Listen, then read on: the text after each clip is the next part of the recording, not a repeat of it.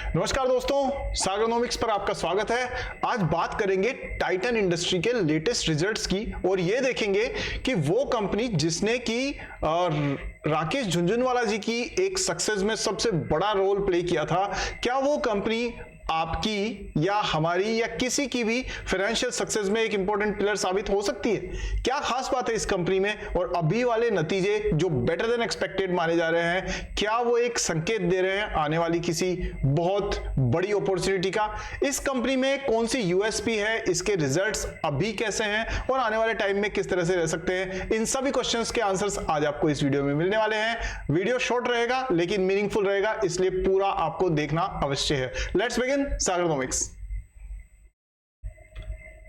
दोस्तों, सबसे पहले हम बात करते हैं टाइटन के रिजल्ट्स की। तो मैं आपको मेन रिजल्ट्स ही पहले दिखा देता हूं। क्या करती है कंपनी, ये बताने का मेरे ख्याल से कोई ज्यादा लंबा पॉइंट है नहीं, बट पॉइंट ये है कि company is in the field of fashion jewellery, eye glasses, इसके अलावा फैशन वेयर और अलग अलग तमाम तरीके के लाइफस्टाइल के सेगमेंट्स में है। और जैसा आप स्क्रीन पर देख पा रहे हैं, ये लोगों ने शुरू किया था 1984 में और उसके बाद में ये कंपनी 1984 में बनी थी, तब से लेके अब तक ये कंटिन्यूअसली ब्रांड बिल्डिंग पर बहुत अच्छा काम करती जा रही है। जैसा आप यहाँ देख सकते हैं, टाइटन नाम का ब्रांड 1987 में इन्होंने इंट्रोड्यूस किया था और उसके बाद सोनाटा इन्होंने ऐड किया, फिर गोल्ड प्लस आया इनका ब्रांड जो भी काफी अच्छा चला, जोया इनका ब्रांड, हेलियोस इनका ब्रांड, कैरेट लेन जो अभी इन्होंने 2016 में एक्वायर किया था, उसके बाद में इन्होंने जो है और इनोवेशन की और डेमास जो है वो इन्होंने जो डायमंड ज्वेलरी और उससे जुड़ा हुआ है उसको भी इन्होंने 2026 में काफी अच्छा बिल्डअप किया है। अगर आप दूसरे ब्रांड्स की तरफ भी ध्यान दें तो आप देखेंगे तनिष्क इनका सबसे बड़ा एक फ्लैगशिप ब्रांड रहा हुआ है। फास्ट ट्रैक जो कि जो वॉचेज होती है, रिस्ट वॉचेज होती है, स्पोर्ट्स वॉचेज होती है, उनके लिए ये बहुत बड़ा ब्रांड है। साथ में जो टाइटन का आईवेयर का है, आई प्लस, जिसमें ग्लासेस, सनग्लासेस वगैरह आते हैं, वो भी एक बहुत बड़ा ब्रांड है। तनिष्क में फिर इन्होंने थोड़ा सा मिया करके एक और ऐड किया। फिर स्किन जो है that again is a big brand. Taneira जो है वो आपका एक तरह से साड़ीज का जो विमेन अपैरल होता है, साड़ीज और उससे संबंधित जो भी आइटम्स होते हैं, उनका ब्रांड है जो थोड़ा स्ट्रगल कर रहा था।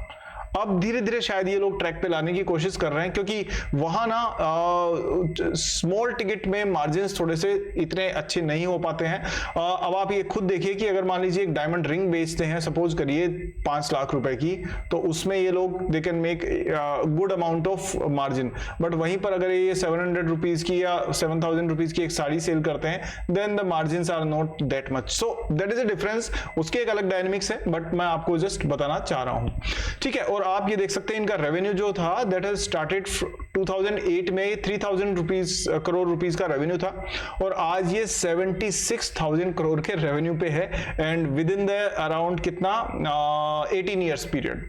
तो कंपनी हैज ग्रोन सिग्निफिकेंटली। और उससे पुरानी जो जर्नी है वो तो खैर अभी हम डिस्कस करेंगे नहीं, बट यस, टाटा ग्रुप का एक फ्लैगशिप ब्रांड है। क्या क्या करता है ये टाइटन जो कंपनी है वो क्या क्या करती है ज्वेलरी सेगमेंट में? जैसे मैंने आपको बताया, वैसे तो बहुत सारे सेगमेंट्स हैं इनके, बट मेजरली जो इनका कंट्रीब्यूशन रेवेन्यू का रहता है that comes from the jewellery brand. इसमें पूरे मार्केट में इनका 8.5 मार्केट शेयर है और वो that is a very very important part. अच्छा, आप ना थोड़ा नंबर्स के साथ में जितना अच्छा आपका रिश्ता रहेगा ना बिजनेस में, और मैं कहूंगा आपका जो फाइनेंशियल जर्नी में, उतना ही आपको फायदा मिलेगा। अगर मैं बात कर रहा हूं 8.5% मार्केट शेयर की, तो क्या आपको पता है कि पूरी ज्वेलरी इंडस्ट्री में जो ऑर्गेनाइज्ड ज्वेलरी सेगमेंट है उसका शेयर कितना है? अब आप चौंक जाएंगे, क्योंकि जब तक नंबर्स से आप खेलेंगे नहीं तब तक आपको पता नहीं होगा कि एक्चुअली चल क्या रहा है। फिर आपको लगेगा यार किसी ने ये बता दिया, चलो ये अच्छा है ये बुरा है। अच्छे बुरे के चक्कर में मत पड़िए। टोटल अगर इंडिया में 100 रुपीज की ज्वेलरी सेल होती है, उसमें से लगभग 20%, यानी थोड़ा वेरिएशन चेंजेस होते हैं, 20% comes from the organised retail, जिसमें कौन कौन से हैं आपके? टाइटन है, कल्याण ज्वेलर्स है और काफी सारे जो बाकी प्लेयर्स हैं वो सारे भी हैं, पीसी ज्वेलर्स वगैरह और वो सब भी हैं। लेकिन 20% यानी 80% के आसपास अभी भी अनऑर्गेनाइज रिटेल है। आप सोचिए अपॉर्चुनिटी कितनी बड़ी है, जबकि टाइटन 4.5 लाख करोड़ के टर्नओवर का ब्रांड है, स्टिल ये अभी उस 20% मार्केट का सिर्फ 8.5% कैप्चर करके चल रहे हैं। हम ये मान लेते हैं कि चलो ओवरऑल अगर ज्वेलरी मार्केट में आप देखें 8.5% is a very very good share. Anyways, तो अब हम वापस यहां आते हैं कि वॉचेस जो है, वॉचेस में इनकी 27% हिस्सेदारी है in the watches which are analogue watches, जो आपकी वो घड़ी से सुई वाली चलने वाली होती है ना, वो वाली। और जो दूसरी वाली होती है डिजिटल वॉचेस, उनका शेयर इसमें अभी मेंशन नहीं है। तीसरा है आई केयर, जिसमें आप देख रहे हैं कि जो चश्मे जो बनते हैं उनका जो मार्केट शेयर है उसमें भी ये नंबर 2 है। अब आप नंबर 1 बता सकते हो कौन है? अंदाजा लगाइए, क्या वो लेंसकार्ट है, क्या वो कोई और कंपनी है, क्या आपको कोई नाम याद आ रहा है? जरा कमेंट्स में लिख के बताइएगा। बट आई केयर में they are number 2 and yes, Lenskart has actually given them very tough competition. तो यहाँ ये इनका जो है करीब 800 के आसपास में इनके ब्रांड आउटलेट्स है, वॉचेस में 10,000 के आसपास है, और बाकी सारे नंबर्स हैं, हम लोग उसमें डिटेल में बहुत डीप में नहीं जा पाएंगे due to the time restriction. आगे बढ़ते हैं और देखते हैं कि इनके ब्रांड्स कब और कैसे ग्रो हुए हैं। वो आप यहां देख सकते हैं कि इनका Tanishq is a very very big brand, जो आपको यहां पर बड़े से गोले में दिख रहा है, और ज्वेलरी में तो इस ब्रांड से बड़ा कोई ब्रांड है ही नहीं। अब बात करते हैं कंपनी स्ट्रक्चर, तो छोड़ देते हैं हम लोग, हम सीधे सीधे चलते हैं रिजल्ट्स पे। और रिजल्ट से भी पहले मैं आपको बता दूंगा ये कंपनी का कितना बड़ा स्केल है, यह आपको इससे अंदाजा लग जाएगा। And this company can be one of the largest companies, I mean top companies in the world. ये बिल्कुल उसका पूरा इसमें चांसेस हैं, मतलब इसमें पोटेंशियल है। फाइनेंशियल स्ट्रेंथ 821 बिलियन रुपीस की इसके पास में टोटल इनकम रही है, 58 बिलियन प्रॉफिट आफ्टर टैक्स। आप सोचिए कितने बड़े नंबर्स हैं। 3,600 के आसपास में स्टोर्स हैं। अब आप जब कहोगे ना स्टोर्स 3,600 तो ये कम है कि ज्यादा है, तो इसलिए मेरा आपसे ये कहना रहेगा कि हमेशा दिमाग में बेंचमार्क्स लेके चलिए whenever you are analysing. 3,600 stores, क्या ये कम है या ज्यादा है? जरा मुझे बताइए, कमेंट में लिख के बताइए, क्या ये बहुत बड़ा नंबर है या बहुत छोटा नंबर है? अब इसको कंपेयर करने के लिए आपको ये देखना पड़ेगा कि इंडस्ट्री में बाकी क्या चल रहा है। अगर मैं रिटेल सेगमेंट की बात करूं, जनरल रिटेल की, तो 18,000 स्टोर्स जो है वो रिलायंस रिटेल के पास है, अप्रोक्सीमेटली 18,000 स्टोर्स। आप सोचिए कितना बड़ा नंबर है। उसके मुकाबले में इनके पास में बहुत कम स्टोर्स है कि नहीं? लेकिन वहीं पर डीमार्ट की बात करें तो उसके पास में 400 के आसपास में स्टोर्स हैं, ओनली 400 अक्रॉस द कंट्री।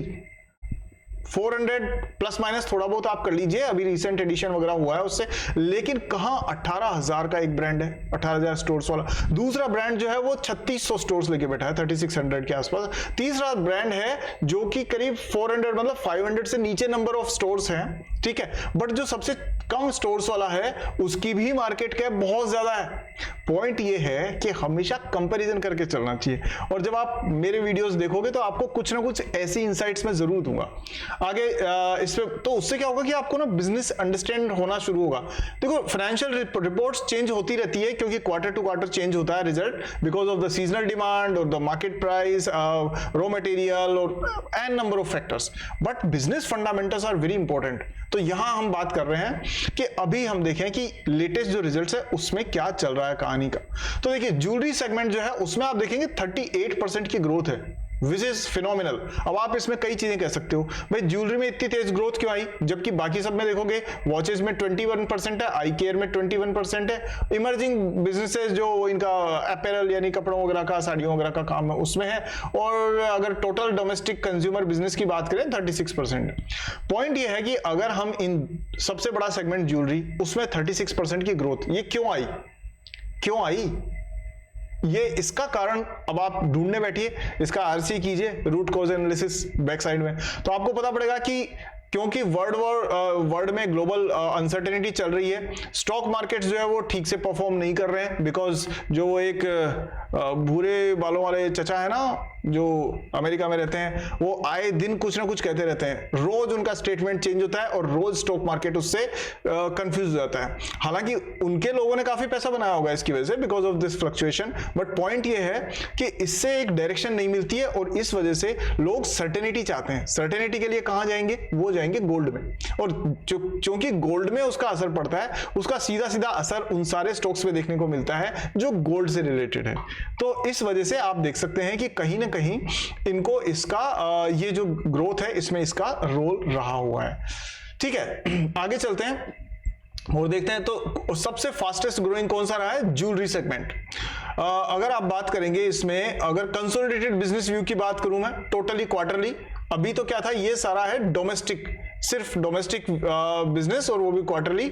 और अब हम बात करते हैं पूरा कंसोलिडेटेड, यानी सब कुछ मिला करके।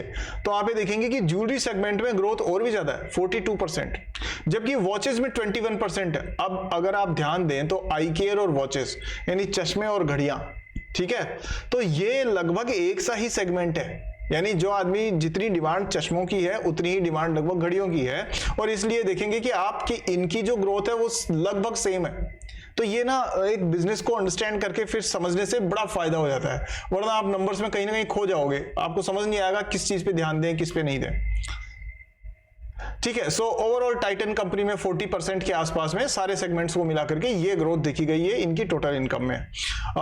इसके बाद में बात करें तो देखिए ये इनके पास में बड़े बड़े ब्रांड्स हैं। आप देख सकते हैं डेमास बड़ा ब्रांड है, तनिष्क है, कैरेट लेन है, और अगर आप देखें तो इनके पास बड़े बड़े ब्रांड एम्बेसडर्स भी हैं, तो इन्होंने नए ब्रांड एम्बेसडर्स को भी इंट्रोड्यूस किया है। तो टाइम टू टाइम अपनी ब्रांडिंग पर ये बड़ा मेहनत करते हैं और उसी का फायदा इनको लॉन्ग टर्म में मिलता है। अब देखो ना, कई बार लोग मुझसे ना ये क्वेश्चन भी पूछते हैं कि सर आप ये बताइए, देखो बाकी पूरा एक बार रिजल्ट्स को तो ज्यादा डिटेल में नहीं जाए, हम लोग सीधे सीधे यहाँ आ जाते हैं। ओके, अब हम सीधे बात करते हैं। कई लोग कई बार बात करते हैं, कई मेरे मित्र पूछते हैं कि सर आप ये बताइए कि कल्याण ज्वेलर्स और टाइटन में से कौन फास्ट ग्रो करेगी, किस में ज्यादा पोटेंशियल है, किस में कम पोटेंशियल है। तो ये सब बताने से पहले मैं आपको ये जरूर बता दूंगा कि भाई ये ना एक एजुकेशनल वीडियो है और आपको इसको इसी अंदाजे में देखना चाहिए। ये कोई भी रिकमेंडेशन नहीं है, ना रिकमेंडेशन में देने का कोई काम करता हूं।